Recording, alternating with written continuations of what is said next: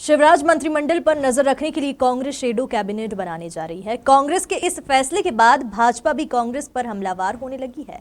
भाजपा के पूर्व प्रदेश अध्यक्ष और जबलपुर सांसद राकेश सिंह ने शेडो कैबिनेट बनाने को हास्यास्पद बताते हुए कहा कि अगर कमलनाथ की शेडो कैबिनेट सरकार में रहते हुए कैबिनेट मंत्रियों पर नजर रखती तो शायद उनकी सरकार गिरने की नौबत नहीं आती। कमलनाथ सरकार में भ्रष्टाचार, तबादला, उद्योग और अराजकता का ठिकाना था और यही सब पनपना था।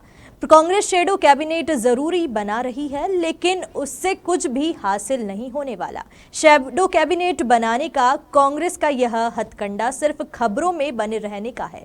इसके साथ ही राकेश सिंह ने राजस्थान के सियासी ड्रामे पर भी कहा कि मीडिया से बातचीत में उन्होंने कहा कि कांग्रेस के भीतर लोकतंत्र नाम की कोई चीज नहीं बची है।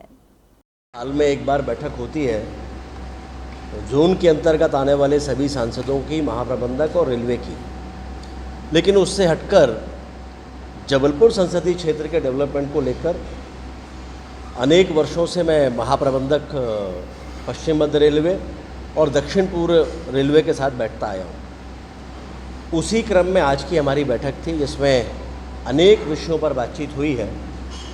इसमें मदन महल का जो कोचिंग कॉम्प्लेक्स है, टर्मिनल स्टेशन, जो 120 करोड़ रुपए जिसकी लागत थी, उसकी लागत अब लगभग 150 करोड़ रुपए तक पहुंच गई है। स्वाभाविक रूप से समय के साथ साथ लागत बढ़ती है, तो वो काम आने वाले समय में और भी तेज़ी के साथ में हो, इस पर विस्तार से चर्चा हुई है। इलेक्ट्रिफिकेशन का काम लगभग पूरा हो चुका है। अलग अलग चरणों में ये काम हुआ है। बाद के चरण में जो काम है उसको मिलाकर लगभग हम कह सकते हैं कि 650 करोड़ रुपए की लागत से ये पूरा हुआ है। और आपको स्मरण होगा कि अनेक वर्षों के प्रयास के बाद मैंने इसको प्रारंभ कराया था। प्रारंभ में 1 करोड़ रुपए की राशि इसके लिए मात्र मिली थी, लेकिन केंद्र में मोदी जी का नेतृत्व वाली सरकार आने के बाद बहुत तीव्रता से इसमें काम भी हुआ और पैसा भी मिला, और ये काम अब पूरा हो चुका है। बहुत जल्दी ही इसका लोकार्पण हम करेंगे। केंद्र से वर्तमान परिस्थितियों के आधार पर कोई ना कोई माननीय मंत्रीगण इसमें शामिल होंगे ताकि ये लोकार्पण का काम पूरा हो सके। अन्य स्टेशंस पर काम चलना है, उसमें भेड़ाघाट के सौंदर्यीकरण के बारे में विस्तार से बातचीत हुई है। सिहोरा रेलवे स्टेशन के बारे में बातचीत हुई है। गोसलपुर, पनागर के बारे में बातचीत हुई है।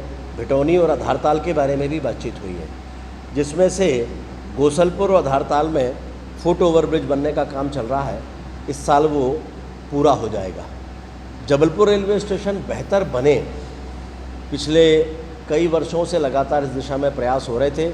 मेरे ही आग्रह पर रेलवे ने इसको लेकर एक कंसल्टेंट तय करके और इसके रीमॉडलिंग की प्रक्रिया शुरू कर दी थी। काम तेज़ी के साथ चल रहा है।